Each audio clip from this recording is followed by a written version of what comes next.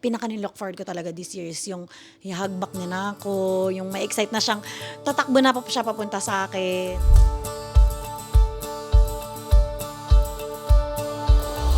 Kumusta ug maayong adlaw kabayan? Welcome back to the Pinoy Expat. My name is Icon and I am your host. Dito sa Pinoy Expat, pag-uusapan natin ang iba't ibang aspeto ng buhay ng Pilipino sa ibang bansa. Ngayong araw kasama natin si Kuling, isang first-time mom dito sa Australia. Samahan niyo ako at pakinggan natin ang kanyang kwento. Colleen, Besh, kumusta? How are you? Oh my God, I'm good. No sleep. Team no sleep. Team no sleep. Yes. Sleepless nights. Sleepless, Diyos ko. Kumusta so far ang motherhood mo? I think so far, I would say na masaya, pero syempre mahirap. Yun nga, sleepless nights. Pero every bit of it is worth it. Very quickly lang kasi nandito tayo sa Australia. How much did you have to spend Oh my God. giving birth here in Australia? If you don't mind me asking. Oh my God, it's like 500,000. Hindi, charing lang. Wala. Zero. Nag-isip. Nagulat ako sa 500,000.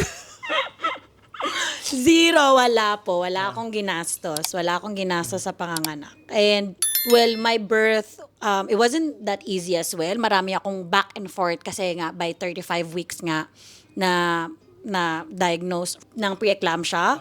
And then, yun nga, by 37 weeks na nga ako and everything. Kahit napabalik-balik ako sa hospital, I didn't pay a single thing. I didn't pay, like literally nothing, I would say. Right. So you are at least a permanent resident, or are you a citizen now? I am permanent resident. Permanent Right. resident. So thank you Australia, thank you Medicare. Thank you, Australia. Thank you sa tax. Thank you sa mga tax na Thank you po nagawa. sa mga tax, sa mga tao. Yun po yung bumayad ng ano. So you live here in Sydney, but your mom and your brother lives nearby, or nandito Dito din din sila? sila, dito din sila. Yeah. And then yung in-laws mo naman, they live in far south Oh, coast. far. Like 3 hours drive, I would say. And yung 3 hours dito talagang long drive. Right. Yeah. So, given na sinasabi nila, it takes a village to Mm-hmm. raise a child, sino ngayon yung masasabi mong parang pinaka-village mo? Well, I would start with the two of us ng mag-asawa, I feel like. Pero, I would say village talaga. Masasabi ko pa rin talaga yung mom ko and yung brother ko. And yung auntie ko din actually, nandito din siya. So, I think yun yung talagang naging village ko. And at the same time, yung parents, yung in-laws ko nga, yung parents ng husband ko. Kasi no matter how far they are, talagang one message, they will, drive talaga papunta dito kahit na talagang if may kailangan ako. Although yun nga yung family ko kasi, may sarili-sarili silang life. Kumbaga they have to work and everything. Hindi sila yung grandparents na they will look after your kids full-time. Which is, ganun yung usual as a Filipino culture. Ganon. So, hindi siya parang katulad sa Pilipinas na nandyan lang yung No. family mo. Talagang, kumaga, may close na village ka na pwede. Even yung kapitbahay, pwede mong iwanan ng baby mo. Yeah, ganon. Kaya nga sabi ko, parang ano naman siya, parang okay naman siya, pero parang hindi sila laging nandyan physically, pero I know if I need something, they will be there. Right. Would you say that this is more okay or more of a challenge for you? Kasi growing up in the Philippines, you're surrounded by a lot of people, pero dito parang you're raising your child by yourself. What would you say to that? I think para sa akin, may pros and cons siya eh. Pros in a way na you will learn. You will learn how to be stronger, how to be braver in all aspects. At the same time, you will miss din. Na mamimiss mo na nandyan sila lagi na parang iilang ako, like, can you look after Baba? Yung ganon. What's the most challenging part about being a mom in a foreign country? Challenging siguro na parang na hindi siya lalaki kasama ng mga pinsan niya. Right. Kasi marami akong nephews and nieces sa Philippines. You always think na when you have a kid, sabay-sabay silang lalaki din. Pero yun nga, parang hirap kasi parang how? If possible lang na lumipat dito in a snap, they will be here. Pero yun talaga yung para sa akin mahirap. Seeing them grow up na hindi nila kasabay yung mga pinsan nila. Tsaka parang instant playmate talaga. Lalo na sa Australia, diba? Hindi naman kasi dito at least sa community namin dito or sa street namin, I had never seen anyone have kids here on this street. Parang I've never seen a single kid running on this street at least.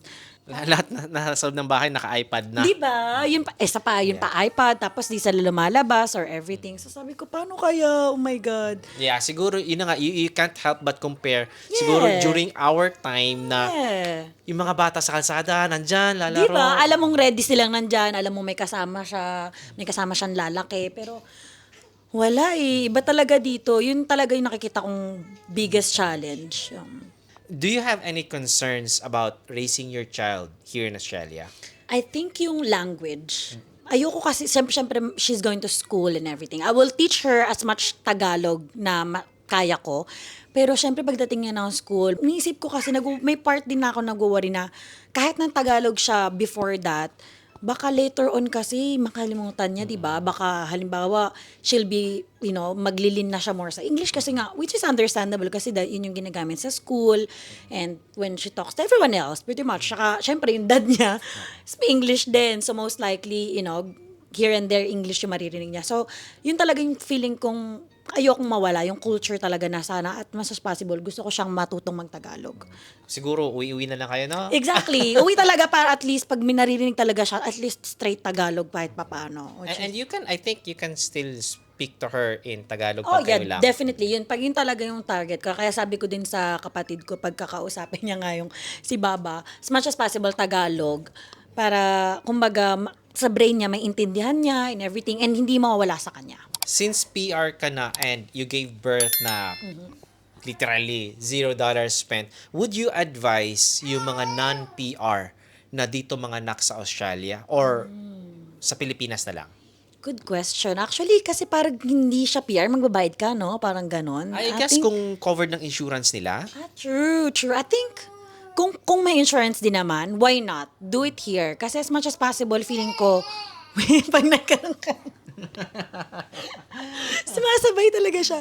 So, I think pag may insurance naman, feeling ko, okay talaga dito eh. Kasi, yun talagang waiting time. Kasi, knowing Philippines, laging long lines, parang pa-check up ka lang talagang sobrang tagal, di ba? Tsaka, ang daming kuskus barukos. I think that's how you say it. Kuskus barukos. Bureaucracy. Let's say na lang bureaucracy. Maraming ek-ek, mga Red ganon, di ba? Ang daming mga ganon bago pa matapos yung gusto mong gawin sa ospital. So I think kung talagang may opportunity kayo sila dito, do it here. Kasi talagang para sa akin, worth it. How would you describe your motherhood journey so far in one word? Oh my God. I would say, fulfilling. Fulfilling. Sobrang fulfilling in all aspects, I would say. Mahirap man, talagang iiyak ka man talaga, pero sobrang thank you Lord. Mapapa-thank you Lord ka talaga. Masasabi mo na ang sarap mabuhay. Di ba? Tell us about a time, sabi mo, so ang hirap. Tell us then about a time when you told yourself, oh my God, ang hirap nito. Oh my God, since nga, di ba may pre-eclampsia na ako, I had to stay in the hospital for 5 days after giving birth. Kasi kailangan nila akong, syempre, i-check kung tataas pa ba yung BP ko. Tapos, at the same time, yung mga partners kasi, they can't stay overnight. Meron lang silang time, which is 9 to 9 lang talaga. Yun ang talaga yung time nila. Talagang, by 9 p.m., kailangan na nilang umuwi. Nung una nga, akala namin okay lang eh. Pero, ayun nga, sabi nila, no, obviously, husbands need to go home. And, it's a public hospital. So, dalawa kami sa room. So, syempre, parang respect, I guess, for all the patients there. Kailangan umuwi ng partner. So, sobrang hirap ng first few days kasi I was with Baba. Sabi ko, kaya ko pa ba to? Sabi ko talagang, talagang pagdadasal na lang talaga. Yun talaga yung sabi kong, hindi ko na alam yung gagawin ko. Parang, mas mahirap siya kaysa sa panganganak. Yung nangyari sa akin. Aside from being a mom, what keeps you busy? Ay, pagsasayaw. Charing. Bongga. TikToker yan? TikToker pala, hindi, charing.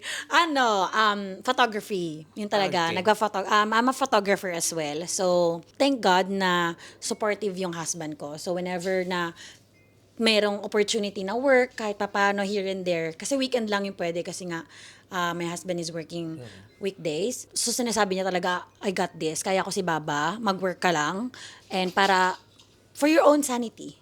Kasi ang sarap din na kahit na alam mong full-time mom ka, may time ka to explore, to learn. Yun talaga yung sabi ko, I wanna learn every day. Yun. And that's really nice kasi alam mo yun, may mga partners din minsan na talagang hindi, ikaw dyan or gano'n. Di ba? Ang hirap, no? And I like how the dynamics of the you two is, it's working. So, paano nyo ngayon minamanage yung pagbabantay at pag-aalaga kay baby? Okay naman siya actually, tinan mo. Naglalaro lang siya eh. Pero gusto niya lang tsumika. Yung work kasi ng husband ko, nag-work talaga siya ng weekdays. So, ang tinatry niya talaga, mag-full-time talaga siya ng parenting, weekend talaga. Although magbabantay naman siya sa gabi, pero she gets tired really early. Oo. So, yun talaga yung parang naging schedule namin. Ako yung mostly weekdays, siya yung weekends. Right. And as much as possible, pag weekend talaga, I give them a lot of time din. Para may Nag-giveaway chance din siya na ano. Even though na nandito lang ako sa bahay, parang talagang sabihin ko lang sa kanya, sige, maglilinis na ako ng bahay, then you can walk together. So, para meron silang bonding together. Kasi, ayoko din na ako yung lagi niya nakikita at the same time. So, parang, para parehas ba kaming present sa kanya? You know? Para at least maging ganun yung routine namin. If not moving for her, forward. at least for the dad. Exactly. Sobrang crave ng husband ko ng gano'n. Yung time ng sa baby, which is really good, di ba?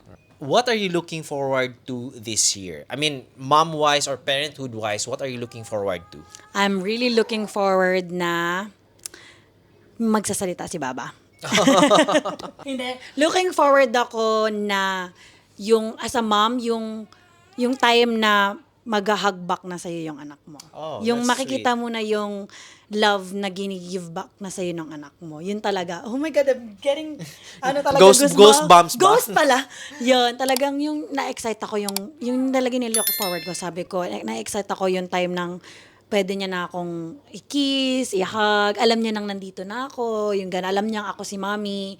Yun talaga. Kasi talagang sobrang, alam mo yung parang pagkamaliit kasi parang inisip mo, parang, kailan ba ito matatapos? Diba? Pero tapos pag malaki naman na sila, kailan ba tayo babalik ulit sa bata? Pero, Kasi ayun. when they're little, they're very dependent sa'yo. So ngayon, parang, oh my God, Parang kailan ba ito tingin na lang sa matatapos? akin is baka. Parang cow lang talaga. Pagkain lang ako. Pinaka ni look forward ko talaga this year is yung i-hug back niya na ako, yung may excite na siyang tatakbo na pa siya papunta sa akin. And maybe Yun tatawagan talaga. ka na niya, Mama, magagano na siya. Exactly, 'di ba? Yun na tuloy-tuloy na kasi yun eh. Yun na parang magiging domino effect na siya. Tuloy-tuloy na. Sunod-sunod na siya yung tatawagin niya na ako and everything and tinatawag niya ako ngayon. Pero Well, that's about it. Actually, yun lang yung set of questions ko. Maiksing kwentuhan lang about your journey as a mom, yung parenthood, motherhood. Yes. Maybe final words to other moms out there who are going through the same journey as you. I think final words, laban lang. I think everyone would say that. Pero ang dami kasing, ang hirap ko explain, pero kailangan mo lang talagang maging stronger, maging mas malawak ang pag-iisip. Yun talaga, malawak ang pag-iisip all the time. Kasi sobrang dami yung pag-aawayan ng asawa nyo. Dapat, kahit na marami kayong pagdadaanan, isipin mo, it's for your family and lagi kang magpapahaba ng pasensya. Isa sa pinakamahalaga talaga yan. Kasi pagka nawala yung pasensya mo, everything falls. Ganon. Kahit na ayan, kumakanta ngayon yung anak ko sa final words, nakakaloka. Diba? Gusto niyang may sabihin din daw Gusto siya. rin siyang tumika, gusto mag-input. Sige, kunin natin siya. Teka, kunin natin siya para masama natin. Oh, tama sa si Baba pala eh. Ayaw patalo. Gusto talaga Kailangan kasal. gusto niyang chumika. Gusto niya chumismis. Well, anyway, I'll have to go now kasi parang gusto niya nang masolo yung mom niya. Bye-bye. Thank you guys for watching. This has been another wonderful episode of the Pinoy Expat. If you want more episodes like this, make sure to follow and subscribe us on our YouTube channel and me on TikTok and Facebook. Once again, my name is Icon and you're watching the Pinoy Expat. See ya! Guys. Say bye-bye, baby. Bye-bye! Umiyak.